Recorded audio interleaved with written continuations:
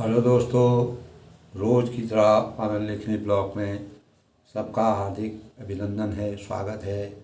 सबकी मंगल भविष्य की कामना के साथ दोस्तों, आज 26 अक्टूबर 2023 आश्विन मास शुक्ल पक्षी द्वादशी तिथि पूर्व भद्रा नक्षत्र ध्रुव योग और बलवकरण गुरुवार पूर्व दिशा शूल है। दोस्तों, पूर्व दिशा में जाना हाथ थोड़ा वर्जित करना चाहिए।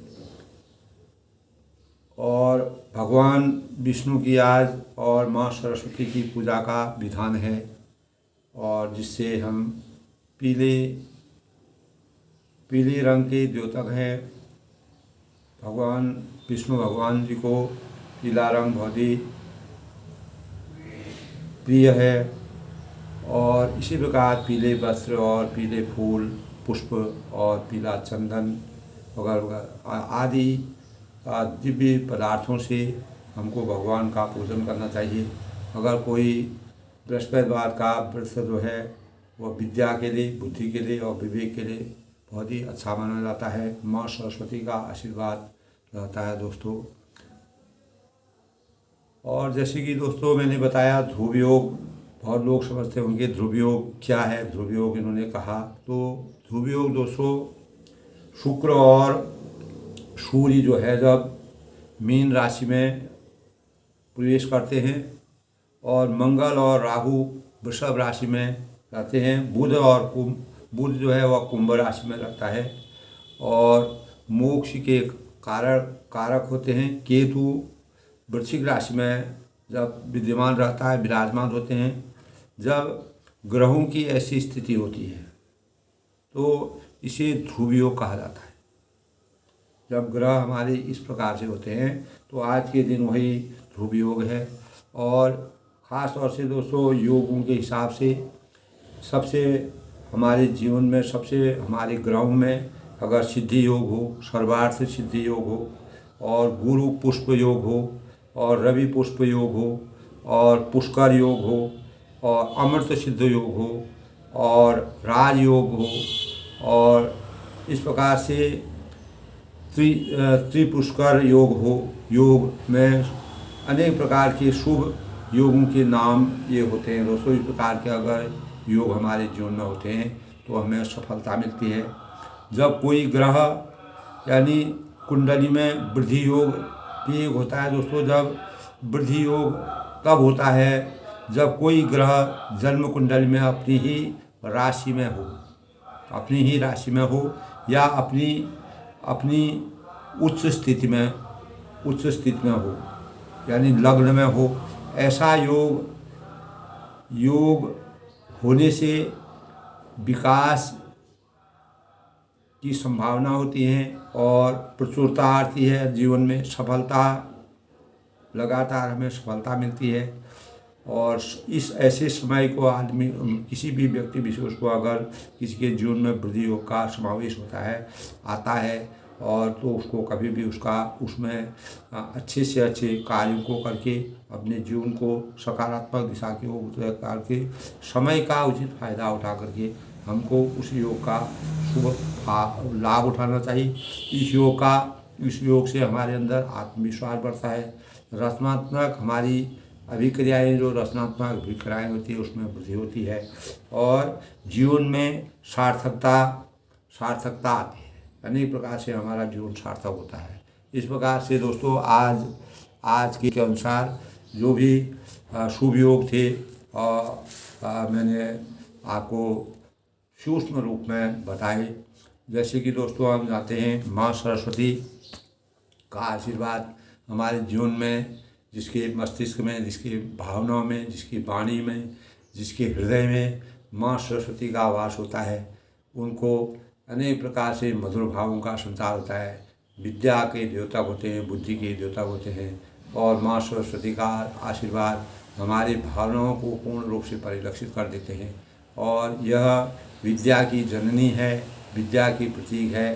तो गुरुवार दोस्तों माँ सरस्वती और विष्णु भगवान का पूज्य पुण्य दिन माना जाता है। विष्णु है, लक्ष्मी मैया है। तो हम आज के दिन दोस्तों सबसे पहले माँ सरस्वती की आरती करते हैं दोस्तों।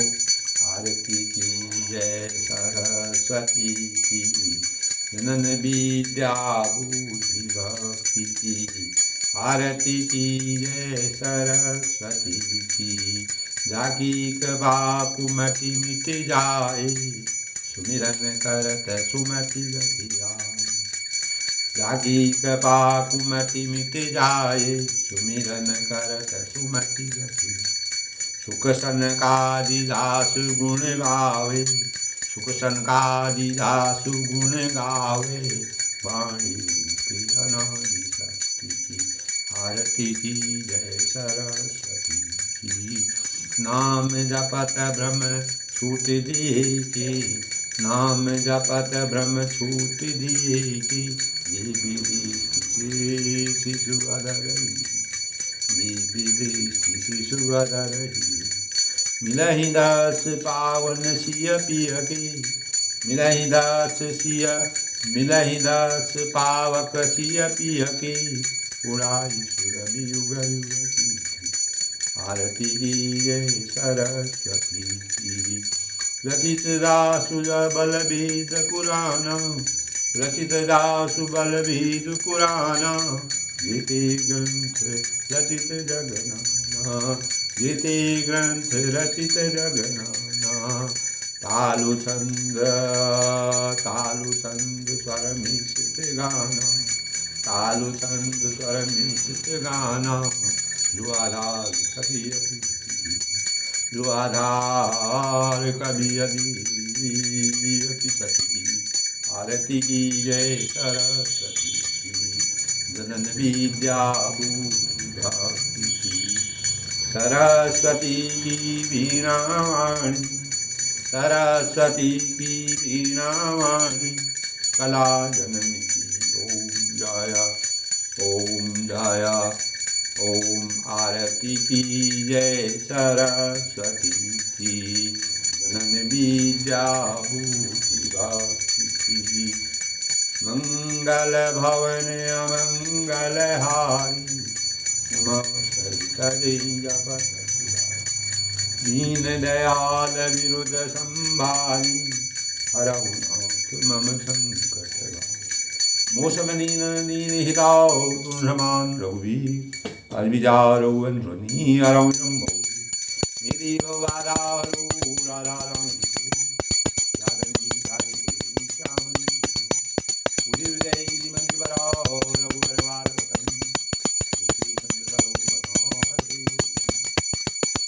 मुदमंगलमयी संत समाधु, दिव्यारंगम तीरजाधु।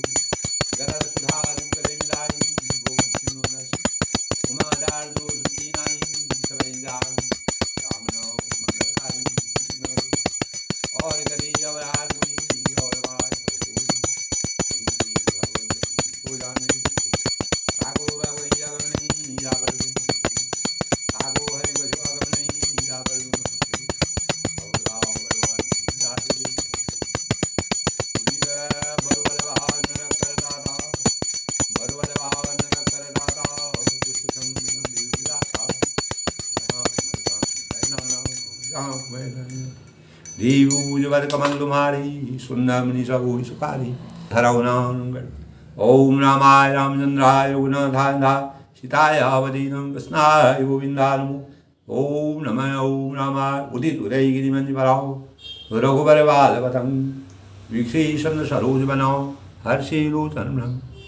इस प्रकार दोस्तों माँ सरस्वती का वंदन हम करते हैं। माँ सरस्वती के वंदन करने से हमारी वाणी में मधुरता आती है और हमारा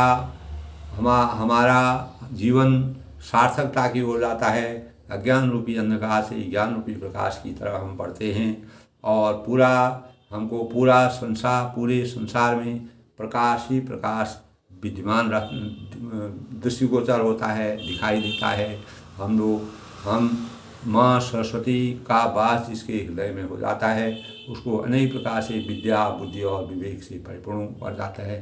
दोस्तों, इसीलिए हमें अपनी वाणी को मधुर बनाने के लिए, अपने भावों को मधुर बनाने के लिए, अपनी सोच को मधुर बनाने के लिए, अपने जीवन को सार्थक बनाने के लिए माँ सरस्वती का वरदान बहुत ही ज़रूरी है। जिसके ऊपर माँ सरस्वती का वरदान होता है उनकी आत्मा अंदर भगवान माँ सरस्वती विराजमान रहती है, तो वह ऐसे मधुर स्वरों का, ऐसे विचारों का, अपने आप ही स्वतः ही विचारों का ऐसे ऐसे ऐसे विचार हमारे भावों में आ जाते हैं कि हमारा अंतःकरण जो है पूरा स्वच्छंद हो जाता है।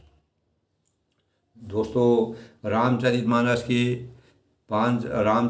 का प्रसंग, कल के प्रसंग में राजा दशरथ जब जनक नगरी से लौटे थे, उन्होंने पूरे अपने परिवार को पारिवारिक विवेचना करते हुए, परिवार के स्वरूप को दिखाते हुए, पारिवारिक संबंध को कैसे मृदुल और मधुर बनाया जाता है, कैसे परिवार में संगठित रहा जाता है, एक दूसरे की मान मर्यादा और जो परंपरा है, रीति रिवाज है और हमारी परंपरा के अनुसार हमको कैसे चलना चाहिए, उन भावों को तुलसीदास जी ने राजा दशरथ के माध्यम से हमारे अंतःकरण तक लाने की कोशिश की है।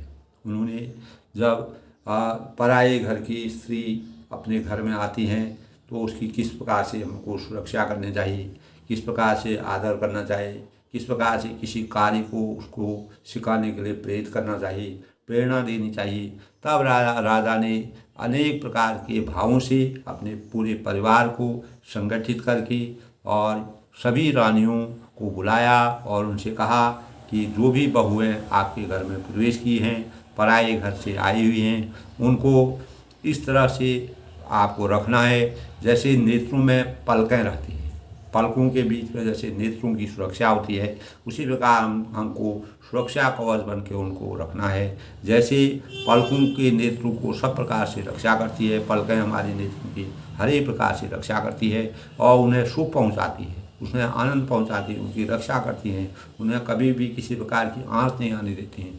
बाहरी कितने भी आक्रमण हो, किसी प्रकार का कोई चीज़ हो तो उससे जो है किसी प्रकार का घात लगाना हो, परिघात लगाना हो, उससे हमारी पलकें हमारी रक्षा करती हैं, हमारी आँखों की रक्षा करती हैं। उसी प्रकार हमको अपने जो बहुएं पराये घर से कोई आते हैं तो उसके घर में सम्मान दें। दोस्तों, आज के पारिवारिक परिवेश के लिए ये चीज़ें हमारे लिए बहुत ही प्रेरणा की स्रोत हैं।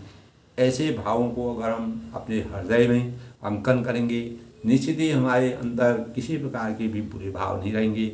हम आदर के साथ, सम्मान के साथ और अपने परिवार को सुसंगठित और गठित करने में, सुनियोजित परिवार की भूमिका अदा करने में सक्षम होंगे। यही भाव हमको तुलसीदास जी ने रामचरितमानस के माध्यम से प्रत्येक मानव के अंदर इस प्रकार के भावों को संचित करने का प्रयास किया। और लड़के जो भी इस प्रकार उन्होंने पूरे बारात में जो स्वयंवर था, स्वयंवर से आने के बाद अनेक प्रकार के जैसे हमारे पारिवारिक और सामाजिक परिवेश में होता है, थकावट हो जाती है, काफ़ी दिनों से लोग अपने खुशियों का इजहार करते हैं, तो ऐसा कहकर राजा ने मन लगाकर सबको विश्राम करने की सलाह दी और सबको विश्राम गृह में प्रवेश करवाया और सब लोग आनंद के साथ अपना विश्राम करते रहे। यहाँ तक का प्रसंग दोस्तों कल के प्रकरण में मैंने आपको बताया था। इससे पहले दोस्तों हमको इस प्रकार के जीवन को यापन करने के लिए संतुलित जीवन बनाने की आवश्यकता है। जब तक हमारा जीवन संतुलित नहीं होगा तब तक हम रामचरितमानस की वास्तविक प्रसंग को नहीं समझ पाएंगे। यानी जब हम अपने जीवन में जीवन की जो यात्रा होती है उसको संतुलित आकार तभी दे सकते हैं। हमारे जीवन में हमारे जीवन में न कभी कोई सांप्रदायिकता आ सकती है और न महत्वाकांक्षाएं हमको बढ़ा सकती हैं और न किसी प्रकार के गरीब और अमीर के बीच में भेदभाव हमारे अंतःकरण में आता है और न कोई गरीब, न कोई अमीर, न कोई ऊंच, न कोई नीच, न यानी किसी प्रकार के किसी के प्रति आघात प्रतिघात करने की प्रतिस्पर्धा जो हमारे समाज में फैली रहती है, वह हमारे अंतःकरण से पूर्ण रूप से खत्म हो जाती है। और न किसी प्रकार के अंधविश्वास और हमारे जीवन में घर करता है, यानी और न अर्थ शून्य परंपराएं, हमारे जो भी आडंबर हैं, इस प्रकार की परंपराएं बनी हैं, विकार की परंपराएं हैं, और वह जो है हमारे अंतःकरण से दूर हो जाती है। तो दोस्तों, और इस प्रकार पूर्ण रूप से हमारे अंदर जो अंधकार, जो अज्ञान रूपी अंधकार होता है, अंधविश्वास होता है और अर्थ शून्य परंपराएं होती हैं, ये सदा के लिए समाप्त हो जाती हैं। और ऐसे जीवन की कल्पना को साकार करने के लिए हमें अपने भावों को संतुलित करने की आवश्यकता है। दोस्तों, आध्यात्म के क्षेत्र में अकेले जीने की बात, आत्मविश्वास ही एक सार्थक साधन है, क्योंकि शुद्ध आध्यात्मिक चिंतन तभी रहता है जब व्यक्ति अकेला जन्मता है और अकेला मरता है। और यहाँ कोई अपना पराया, इस संसार में कोई अपना पराया नहीं है दोस्तों। सुख है, दुख है, स्वयं कृत जो भी हम कार्य करते हैं, जो संतुलित ढंग से हम अपने जीवन को का दर्शन सामने लाते हैं, आर्थिक और अनेक प्रकार से अधिक अपने जीवन को सार्थक बनाने की कोशिश करते हैं। तो ऐसी ही सोच को विकसित करते हुए हम एक नए जीवन की यात्रा करके अपने जीवन को राम राज्य की तरह चिन्हित कर सकते हैं और जीवन में सार्थक मुकाम तक पहुंच सकते हैं, अपने जीवन को सार्थक मुकाम तक पहुंच सकते हैं। और इस संसार में, इस समाज में अनेक प्रकार के लोक कल्याणकारी कार्यों को करके किसी भी स्वरूप से आप लोक कल्याणकारी कार्य करने के लिए सार्थक हो जाएंगे। और यही हमारी संतुलित जीवन की सबसे बड़ी संतुलित जीवन, अगर हमारे अंदर भगवान परमेश्वर भगवान रामचंद्र का जीवन संतुलित था और हमारे अंदर जो मैं और इस प्रकार के यानी सत्य वही है, यानी इस प्रकार के भाव, मैं और अहम के भाव हमेशा खत्म हो जाएंगे और हमारे जीवन में असत्यता, हमारे जीवन में असत्यता का भाव बिल्कुल भी नहीं रहेगा। यानी इस प्रकार की वृत्तियों, गलत प्रकार की वृत्तियों को हमको स्वतः ही हमारे अंतःकरण से समाप्त हो जाएंगी। भगवान महावीर ने भी दोस्तों अनेकांत दर्शन हमारे जीवन के लिए अनेक प्रकार के भावों को अंकित किया है। यानी हम सब आग्रह और अहम को हल्का करके सह यात्रा करेंगे, तभी जीवन अधिक सुखद होगा। ये महावीर ने हमको प्रेरणा दी है। और हमारी जीवन यात्रा को सार्थक बनाने के लिए जरूरी है प्रतिस्पर्धा की होड़ में न दौड़ें और स्वयं की भूलों की ईमानदारी से स्वीकार करें और उसके बाद किसी प्रकार की जल्दीबाजी, उतावलापन और अपनी गुणवत्ता को कभी भी घटने न दें और अनेक प्रकार की समस्याओं से, किसी प्रकार की विषम परिस्थिति से कभी घबराना नहीं चाहिए। जिस प्रकार रामचंद्र जी के आगे, मर्यादा पुरुषोत्तम भगवान राम जी के आगे अनेक प्रकार की विषमताएं, उन्होंने उनका चुनौती करके उनका सामना किया और इस संसार को अनेक प्रकार की प्रेरणा से अभिभूत किया। अकेले में गलती का एहसास स्वयं को, हर इंसान को करना चाहिए। सकारात्मक सोच का जादू जगाने की हमारे अंदर अभिव्यक्ति होनी चाहिए और चित्त की मंगल भावनाओं को भावित करना चाहिए। हमारे चित्त में जो मंगल विचार हैं, मंगल विचारों का उदय करना चाहिए। हमें परिस्थिति है, प्रवृत्ति है और प्रकृति है एवं परिणाम का दृष्टिपात रखते हुए जीवन यात्रा को सफल बनाना चाहिए। तभी हमारी सही सोच एवं सही सघन शक्ति में योजनाबद्ध होकर हम किसी भी लक्ष्य के वास्तविकता तक पहुंच सकते हैं और किसी भी लक्ष्य की प्राप्ति कर सकते हैं। यानी शक्ति अगर हमारी योजनाबद्ध होगी, हमारे कार्य योजनाबद्ध होंगे तो लक्ष्य का निर्धारण अवश्य होगा और दिशा अनेक प्रकार के सकारात्मक दिशा की ओर हम अग्रसर होंगे। जीवन में, हमारे जीवन में अनेक प्रकार की विकास यात्राओं का समावेश होगा और जो हमारे जीवन को एक कल्पना के रूप में मूर्त रूप देगी। तो यही भाव दोस्तों रामचरितमानस में हमारे जीवन में परिलक्षित होते हैं। परम ब्रह्म परमेश्वर भगवान रामचंद्र जी ने के प्रेरणा के भाव उजागर किए और संतुलित और नियमित जीवन को और लोक कल्याणकारी जीवन को और अनेक प्रकार के जो दुखी हैं, दरिद्री हैं, परेशान हैं, जिनकी आत्माएं परेशान हैं, अनेक प्रकार के पापियों से पापी लोगों का भी जो सत्य मार्ग पर पाप करने के बाद भी सत्य मार्ग वाहे, उनका भी हमेशा के लिए उद्धार किया। ये भगवान का आशीर्वाद सभी पर रहा।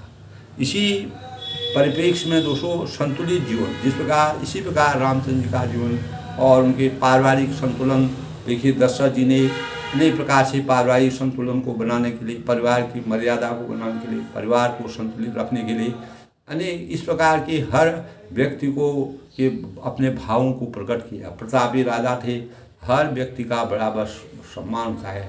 पारिवारिक दृष्टिकोण से, सामाजिक दृष्टिकोण से, राजनीतिक दृष्टिकोण से और आध्यात्मिक दृष्टि से दोस्तों, जब हमारे अंदर संतुलन रहेगा तभी हम किसी भी कार्य विधि को आगे चला सकते हैं और अपनी मर्यादा को अच्छी प्रकार संजो कर रख सकते हैं। तो इसी परिप्रेक्ष्य में दोस्तों आगे क्या होता है, भूप वचन सुनी सहज सुहाई, जरित कनक बनी पलंग बधाई, सुबह सुरभि पाई फेन समाना, कोमल कलित सुभेद नाना। यानी राजा के स्वभाव से राजा सुंदर वचन, हर व्यक्ति को राजा का स्वभाव इस प्रकार था। प्रतापी राजा थे और कभी भी ऊंचे स्वर से नहीं बोलते थे, मृदु स्वभाव के थे और ऐसे वचनों को सुनकर रानियों ने मंत्रियों से जड़े स्वर्ण के पलंग और इस प्रकार के रचना तुलसीदास ने की और गौ के दूध से फेन के समान सुंदर कोमल अनेक सभी चादर इस प्रकार से दोष है। पूरा चारों तरफ विस्तार से जो वर्णन किया जाता है उसी प्रकार उन्होंने शयन कक्ष जो है जिस प्रकार से बनाया, आनंद की अनुभूति होती है, उस प्रकार का वातावरण बनाया, पारिवारिक परिवेश बनाया। उसी प्रकार से रानियों ने अनेक प्रकार से सभी पूरा सज-धज करके, जिस प्रकार हमारे पारिवारिक जीवन में होता है, जितना हम अपने परिवार को संगठित और सुसंगठित रखेंगे, अनेक विषमताओं में भी समता के भाव प्रकट करेंगे और सबके अंतःकरण में सब पूरा परिवार के लोग अगर अपनी मर्यादा के अनुसार चलेंगे, निश्चित ही वह परिवार आगे बढ़ेगा। यही परंपरा हमारे रामचरितमानस में हमको प्राप्त होती है। तुलसीदास ने तब उपब रहन बरन जाई, संग सुगंध मन मंदिर माही, रतनदीप सुटिचार जोगा, कहत न बनई जान जोगा। सुंदर यानी जो भी वहाँ की सुंदर तकिया थी, मणियाँ थी, फूलों की मालाएं थी और अनेक प्रकार की द्रव्य थी, सुंदर रत्नों से, दीपकों से, और जिस प्रकार दोस्तों उन्हें देखा तो वही जान सकता था। यानी उस प्रकार के उन्होंने जैसा भी उनका राजसी जो चीज़ें थी उनका आनंद लिया। जब सुख की अनुभूति होती है दोस्तों तो उसमें आनंद भी लेना चाहिए। जब हमको विषमता होती है, परेशानी होती है, उनको भी हमको चुनौती देनी पड़ती है। इस प्रकार की वेदना से, इस प्रकार के भावों से तुलसीदास ने एक एक क्षण का, एक एक बात का, यानी जिस प्रकार से हमारे दैनिक क्रिया चलती है, हमारा रूटीन जो चलता है, दैनिक क्रिया है, दिन में हम क्या क्या कार्य करते हैं, कैसे रात में, हर बात का पूरा सचित्र वर्णन किया है। सेज रुचिर रुचि राम उठाई, प्रेम समीत पलम बढ़ाई, अज्ञा पुनि पुनि भाई नदीनी, निज निज शीज रैन गरी। तब इस प्रकार सुंदर सैया सजा कर माताओं ने श्री रामचंद्र जी उठाया और प्रेम सही पलंग पर उनको सुला दिया और श्री राम जी ने बार बार भाई की आज्ञा दी। तब वे अपनी अपनी सैया मर्यादा के अनुसार दोस्तों बड़े और छोटे का, अपने से बड़ों और छोटों का सम्मान रखा जाता है। उसी प्रकार जब आज्ञा मिलती है, एक परिपाटी थी, एक गुरुकुल में जो रहन सहन था उसी के अनुरूप परिवार की मर्यादा थी।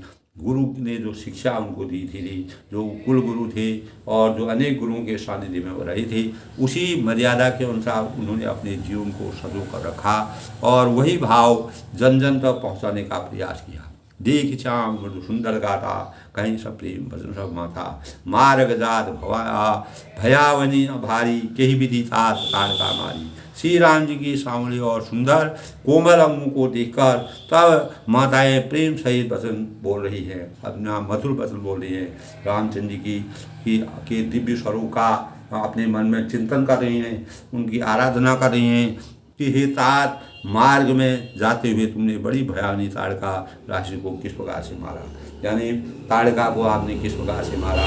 इस प्रकार इतने मृदुभाषी और इतने सरल स्वभाव के रामचंद्र जी थे, इतने संतुलित विचार उनके थे, तो ताड़का जैसी राक्षस इतनी दुष्ट थी तो उसको आपने किस प्रकार से मारा। इन बातों को अपने अंदर सोच रहे हैं, भावों को व्यक्त कर रहे हैं।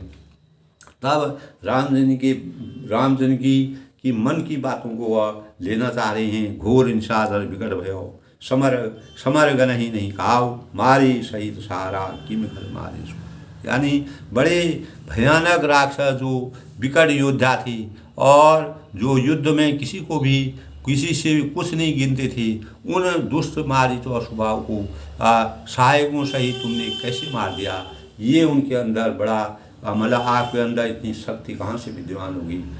इस प्रकार से भगवान परमेश्वर भगवान राम जी थे, उनके लिए राक्षसों को मारना कोई कठिन नहीं था। इसीलिए परम ब्रह्म जो उनके गुरु थे विश्वामित्र जी ने, इसीलिए दशरथ जी की शरण लेकर के दशरथ जी के पास आकर के राम और लक्ष्मण को अपने सानिध्य में रखा और अनेक प्रकार की दुष्ट आत्माओं को इस संसार से विदा करके, इस संसार से अंत करके, संसार में सुख और शांति का आभास करके सृष्टि को हमेशा के संजोकर रखने का प्रयास किया। मणि प्रसाद बलिताद तुम्हारी, ईश अनेक करवरे तारी, मख रखवारी करी देहु भाई, गुरु प्रसाद सब विद्या भाई।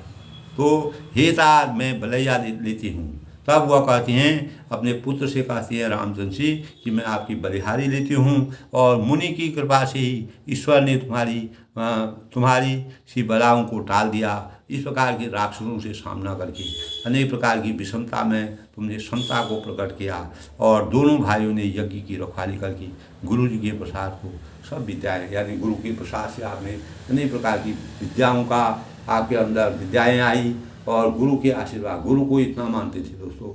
उस समय के गुरु भी ऐसे होते थे जो अपने शिष्य के हर भावों को, विचारों को और अपने सानिध्य में रख के इस प्रकार से उनका आदर सम्मान करते थे। जो भी बात होती है मर्यादा के अनुसार बिना गुरु की कृपा के कहीं जाते थे। क्योंकि माताएं भी उसी बात का अनुकरण करते हुए, उन्हीं बातों को सोचते हुए गुरु के आशीर्वाद का पुण्य अपने हृदय में समा रहे हैं कि इतनी शक्ति गुरु ने जो इनको ज्ञान प्राप्त किया है, उसी से इनको ज्ञान प्राप्त हो गया। मुनिति तरी लगत पग धूरी, की रति रही भुवन बड़े पूरी, कमठ भी थी पभी कूट कठोरा, नृप समाज बहु शिव तंतुरा। यानी चरणों की धूल लगते ही मुनि की पत्नी अहिल्या तर गई। इस इतने पवित्र चरण जो आपके थे, जो कि गौतम मुनि ने अपनी पत्नी को, अनेक बार प्रसंग आता है दोस्तों, तो गौतम मुनि ने अपनी पत्नी को शिला बनने का अनेक किसी प्रकार की गलती थी, उसी गलती के अनुसार पुराने ऋषि महाराज जो ऋषि मुनि होते थे वह अखंड ज्ञानी होते थे और वह कहीं पर भी इस प्रकार की, तो उन्होंने अपनी पत्नी को श्राप दे दिया था। उसी श्राप के कारण वह शिला बन गई और रामचंद्र ने जो ही उनके चरण छुए तब उनसे कहा था कि त्रेता में जब भगवान राम जी का अवतार होगा तभी तुम नारी के रूप में अवतरित होगी और तभी तुमको मोक्ष की प्राप्त होगी।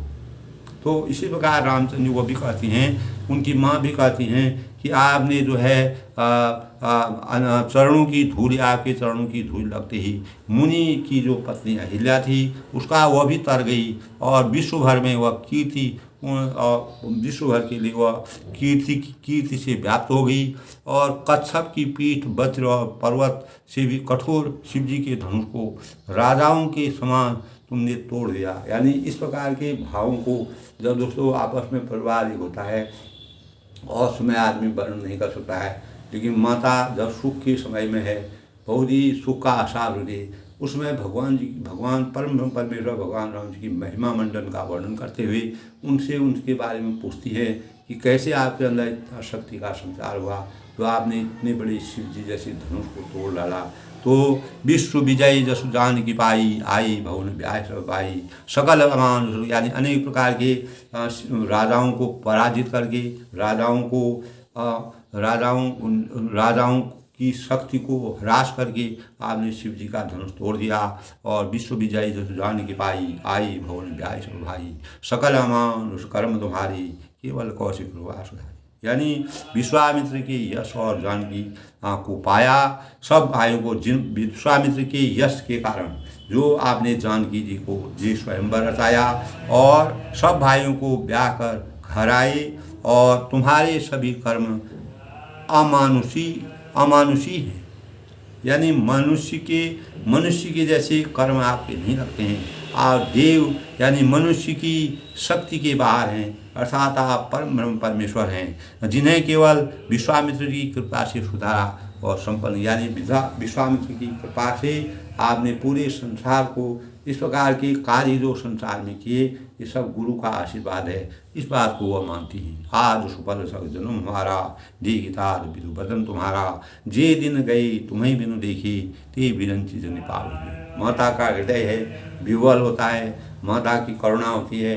करुणा के भाव से, आंतरिक अंतरंग से भावों को व्यक्त करते हुए माता अपने विचारों को, अपने भावों को, अपने वात्सल्य के भावों को, अपने पुत्रों के प्रति जो भाव हैं, इस प्रकार के भावों को तुलसीदास ने ऐसा वर्णन किया जो साकार रूप में अभी ही हमारे सामने हो रहा है। हेता तुम्हारा चंद्रमुख देखकर आज हमारा जगत में जन्म लेना सफल हो गया। इस संसार में हमने जो जन्म लिया है वह आपके मुख मुद्रा को देख करके, आपकी दिव्य स्वरूप को देख के, आपके कार्यों को देख करके, आपकी प्रेरणा को देख करके, आपके संतुलन को देख के, जीवन के संतुलन, आपकी मर्यादा को देख करके और आपके रीति रिवाज की परंपराओं का अनुसरण करते हुए देख करके हम लोग हमेशा के लिए इस संसार में धन्य हो गए। हम भगवान की यानी परम ब्रह्म परमेश्वर के को लाख आशीर्वाद हमारे ऊपर विराजमान हो गया है। वह गुरु जिन्होंने आपको इस प्रकार के सानिध्य में रख के सही रास्ता देकर के जीवन को सार्थक बनाया। इस प्रकार की भाव माता जो है प्रकट करती है। तुमको बिना देखे दिन नहीं व्यतीत होता है। यानी परम ब्रह्म परमेश्वर भगवान राम जी का जिन पर आशीर्वाद हो जाता है उनको क्या हमारी आयु में शामिल न करें। यानी अनेक प्रकार से इस प्रकार के भाव रखते हैं कि तुम दीर्घायु रहो, हमेशा अमरत्व का पद रहे, तुम चिरंजीवी रहो। इस प्रकार के भावों से यानी वह अपने पुत्रों के प्रति इस प्रकार के भाव उनके मस्तिष्क में आ रहे हैं। तुलसीदास ने इस प्रकार का वृत्तांत, इस प्रकार का चरित्र वर्णन किया है जो आज भी हमारे जीवन में सार्थकता और हमको अनेक प्रकार से प्रेरणाओं को दे करके हमारे जीवन को सफलता की ओर ले जाते हैं। राम प्रतोषी माधो सपौ, कई विनीत बर बहन, सुमिर शंभु गुण विप्रपदौ, किए नींद बसने। तब विनय भरी उत्तम वचन कहकर श्री रामचंद्र जी ने सब माताओं को संतुष्ट किया। अनेक प्रकार से विनय याचना करके, माँ का सम्मान करते हुए, माँ का आदर करते हुए, माँ के स्वरूप को प्रसन्न करते हुए, संतुष्ट करते हुए, और फिर शिव जी गुरु और ब्राह्मणों के चरणों का स्मरण कर नेत्रों से नींद के वश किया अर्थात वे सो गए। यानी इस प्रकार के भावों को सुन करके अपार आनंद की छवि का आश्वास करते हुए परम परमेश्वर भगवान रामचंद्र जी अपने अंतःकरण में इस मर्यादा की रचना करने के लिए माँ के स्वरूप को देखते हैं, पिता के स्वरूप देखते हैं, भाई के स्वरूप को देखते हैं, पत्नी के स्वरूप को देखते हैं। सभी स्वरूपों को देख कर के हर प्रकार से समाज को इस प्रकार के भावों को किसके साथ किस प्रकार का व्यवहार करना चाहिए, किस प्रकार की मर्यादा का प्रकरण करना चाहिए, किस प्रकार की मर्यादा को दर्शाना चाहिए, सभी तुलसीदास ने सभी भावों को बड़े ही सुंदर ढंग से हर जन तक के भावों को उजागर करने के भाव प्रेरित किए हैं। बंदौ बदन सोई सुति लोना, मनौ सांस नीचर रोना, घर करें जागर नारी, देही परस्पर मंगल। तब क्या होता है, नींद में जब भगवान परम परमेश्वर अपना थके हुए थे, उनको नींद आ गई और तब उनका वह शांत स्वभाव में अपना सो गई। तब अत्यंत सुनहरा मुखड़ा देखकर मानो संध्या के समय लाल कमल सो रहा हो, इस प्रकार का भगवान का शरीर था। स्त्रियाँ घर घर जागरण कर रही हैं। भगवान का जागरण जैसे आज भी दोस्तों जागरण की प्रथा की जाती है, भगवान को मनाने के लिए, भगवान के ध्यान को करने के लिए, भगवान का स्मरण करने के लिए, भगवान की सानिध्य को करने के लिए। जो सच्चे मन से जागरण करता है वह आपस में एक दूसरे को मंगलमयी इस प्रकार से आपस में भगवान का स्मरण को करते हुए आपस में आनंद की अनुभूति करें। पूरी विराज राज रजनी रानी बही भिलोक सजनी, सुंदर बधुन सास गए सोई, फनी कन जनु शिरमणि उर्गाई। यानी रानियाँ कहती हैं ही सजनी, एक दूसरी सजनी से आपस में जब भगवान राम जी सो जाते हैं, शांत स्वभाव में सो जाते हैं, तब आपस में बातें होती हैं, जागरण करते हैं और रात्रि की ऐसी शोभा हो रही है जिसे अयोध्यापुरी विशेष शोभित होते। रात्रि में भी भगवान राम जी के आनंद स्वरूप को देख करके करुणामय भगवान परम ब्रह्म परमेश्वर भगवान रामचंद्र जी का आशीर्वाद लेते हुए सब कहती हैं सासुएँ और बहुएँ देकर सब सो गई और मानो सर्पों ने अपने सिर की मणियों को हृदय में छुपा लिया। इस प्रकार के भाव हुए, इस प्रकार का वातावरण हो गया जब सब लोग अपने अपने सुनिश्चित जगह पर सो गए, अपना अपना विराजमान हो गई। तो ऐसा लग रहा था कि सिर पर मणियों के यानी सिर मणियों के हृदय में छिपा लिया हो, सिर को मणियों ने अपने हृदय में छिपा लिया हो। रात पुनीत काल भूजारी अरुण रूढ़ वर घोषण लागी। यानी तुलसीदास ने दोस्तों एक एक क्षण का वर्णन किया है जो हमारे दैनिक जीवन में घटित होता है। एक भी भाव को उन्होंने छोड़ा नहीं है, सबका इतना विस्तार ढंग से वर्णन किया है। जो दैनिक हमारा रूटीन होता है, जो दैनिक क्रियाएं होती हैं, इस प्रकार के भावों से हम अपने जीवन को चरितार्थ करें, आगे बढ़ाएं।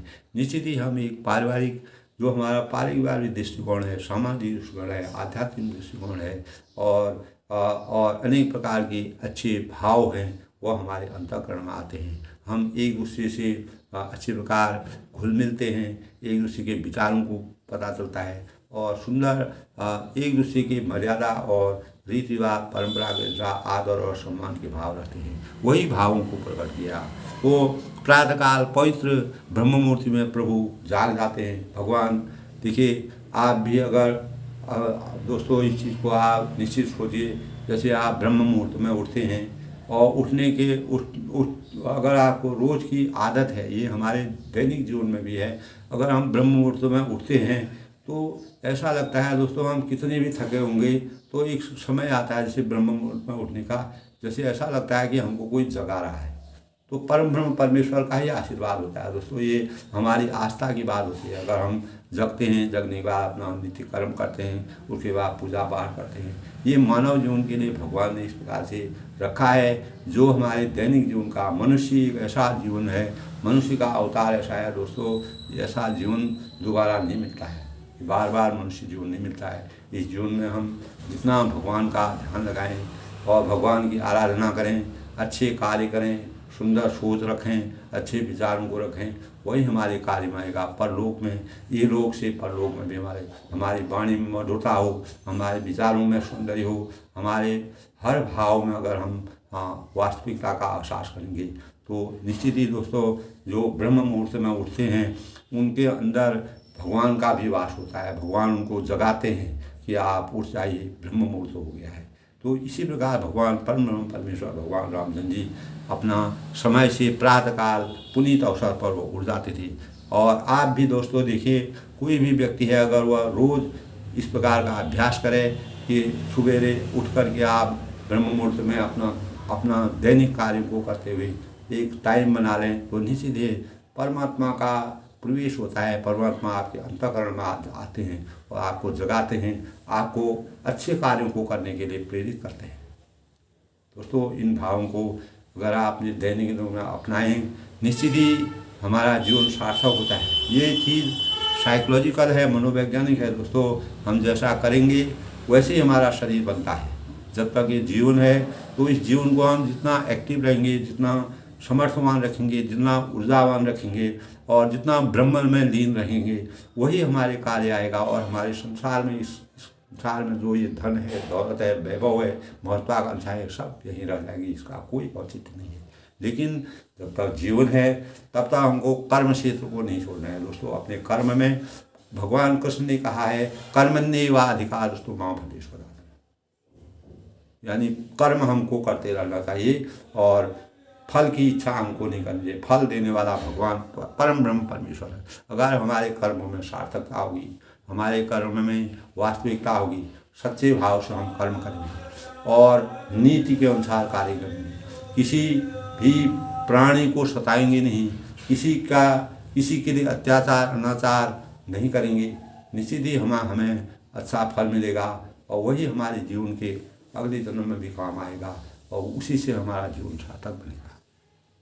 दोस्तों इस प्रकार से बंदी भी प्रसुर गुरु पितु माता पाई रसी बुद्धि सुभाता जन निन सादर भदन निहारी भूपरि संग द्वार होगा।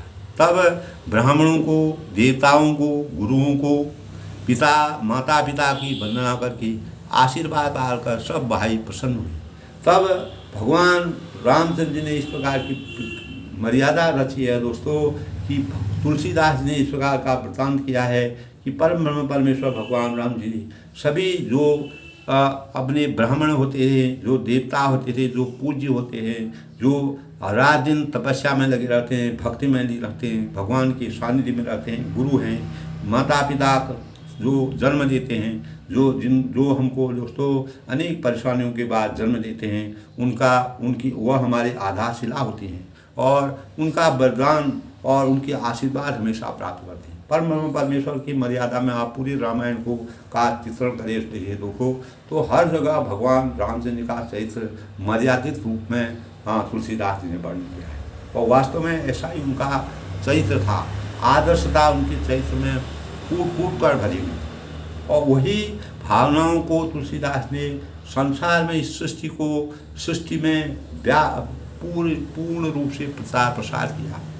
उससे हमारे अंतरंग में, हमारे विचारों में, हमारी सोच में और अनेक प्रकार के परिवर्तन हुए। हम कभी नकारात्मकता, जो लोग दोस्तों भगवान के सानिध्य जो आस्तिक लोग नहीं होते हैं, आज पूरे विश्व में जो इस प्रकार के युद्ध हो रहे हैं, अनेक प्रकार के अत्याचार हो रहे हैं, अनाचार हो रहे हैं, मनुष्य की खा जा रहा है, अनेक प्रकार के भीषण युद्ध हो रहे हैं। इसका कारण क्या है? कोई मर्यादा नहीं है दोस्तों। जब मर्यादा अपने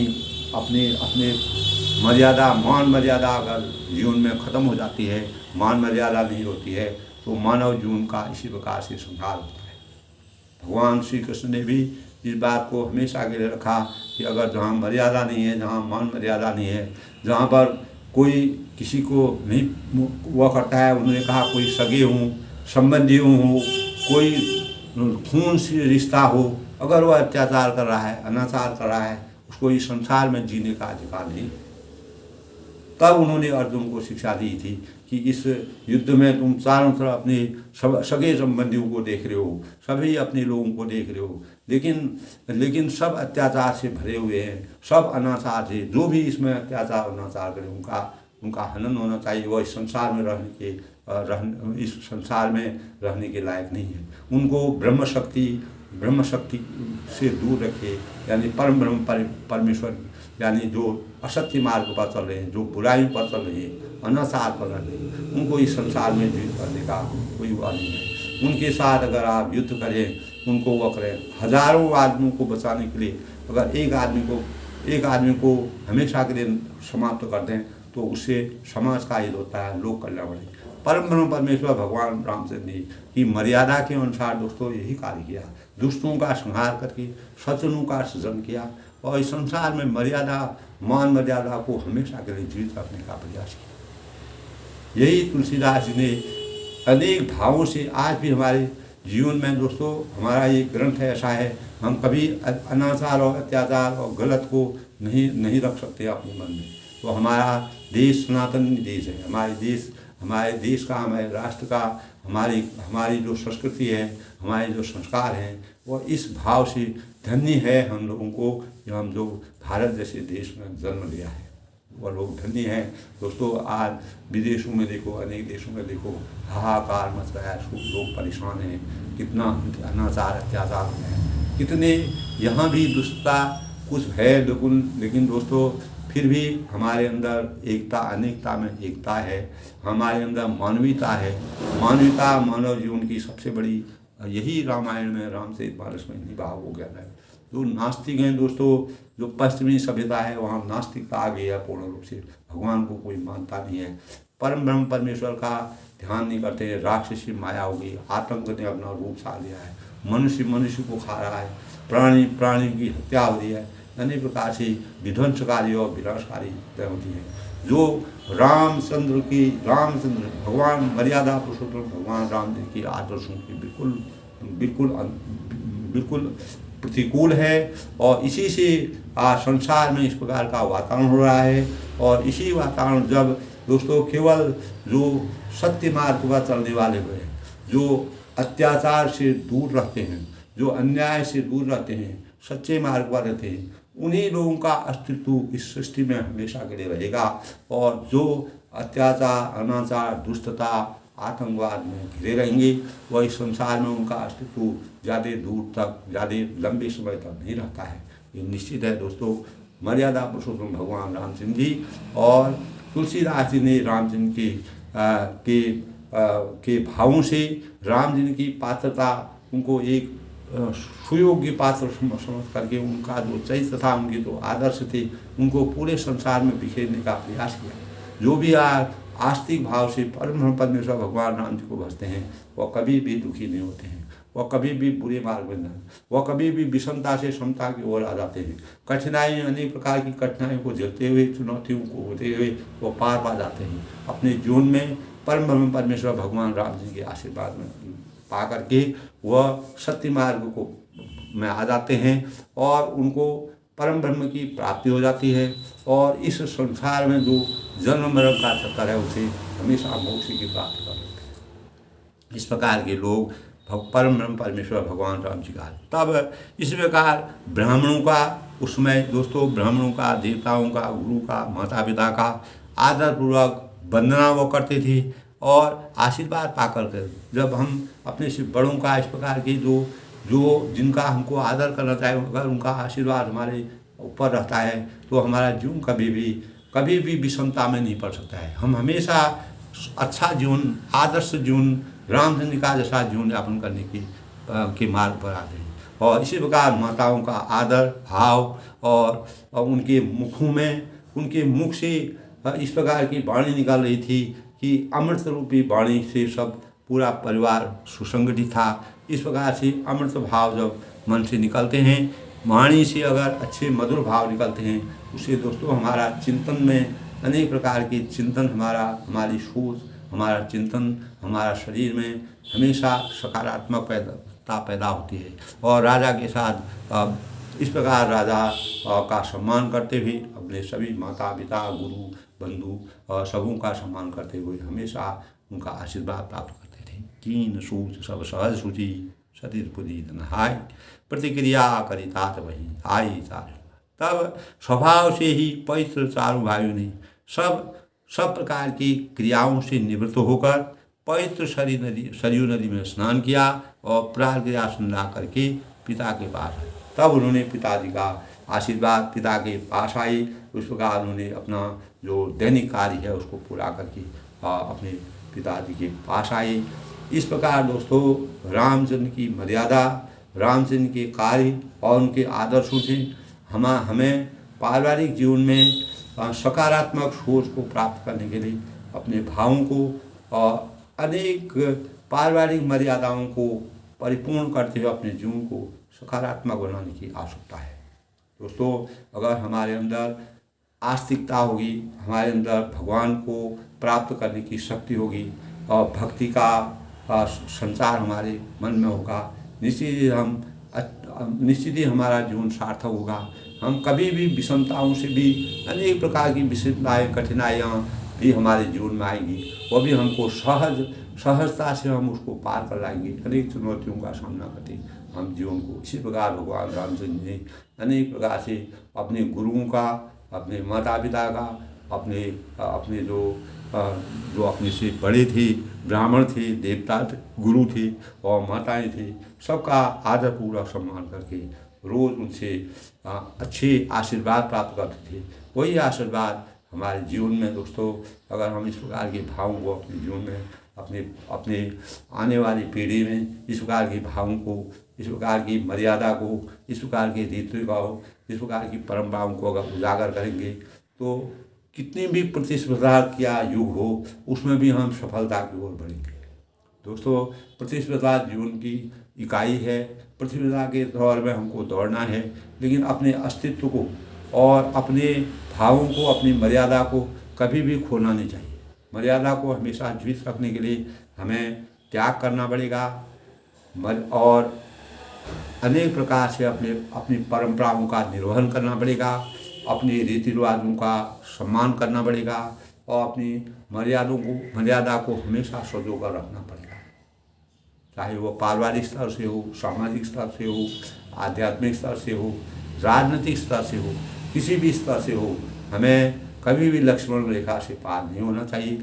अपनी मर्यादा के अनुरूप, जिस प्रकार भगवान रामचंद्र जी हमेशा मर्यादा का अनुपालन किया, तो इसीलिए उनकी प्रेरणा आज भी हमारे जीवन में अनेक प्रकार की स्वच्छंदता का आभास प्रकट करते हैं। और हमारा जीवन हमेशा, अब यदि हम निश्चित ही है, अगर हम उनके अनुसार अपने भावों को थोड़ा भी अपने जीवन में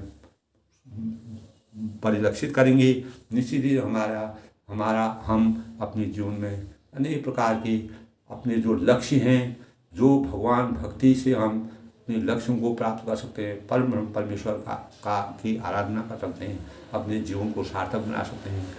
कोई भी समय आए, कोई भी काल आए, कैसी भी परिस्थिति आए, उसमें भी हम सफलता की श्रेणी पर पहुँच करके अपने जीवन को सार्थक बना सकते हैं। यही भाव हमको परम परमेश्वर भगवान राम जी के आशीर्वाद से प्राप्त होता है। सबके मंगल भविष्य की कामना के साथ आज के प्रसंग में बस इतना। दोस्तों, सब लोग खुश रहें, मस्त रहें और सबका जीवन आनंद मंगल रहे। परम परमेश्वर मर्यादा पुरुषोत्तम भगवान राम जी का आशीर्वाद सभी पर बना रहें। उनके आदर्शों के अनुसार हम अपने जीवन को आगे बढ़ाएं, तभी हम हमेशा आस्तिकता के रास्ते पर चल के अपने परिवार, अपना समाज और अपने राष्ट्र का उत्थान करें। यही सभी से इसी प्रकार के भावों को सजोकर सबके अंदर इस प्रकार के भाव होने चाहिए, तब हम निरंतर आगे की तरफ बढ़ेंगे और हमेशा अपने देश की रक्षा करते हुए अपने देश को मर्यादा पुरुषोत्तम भगवान रामचंद्र जी की मर्यादा के अनुरूप बनाने के लिए सक्षम होंगे। सबको मेरा नमस्कार, सबको आशीर्वाद।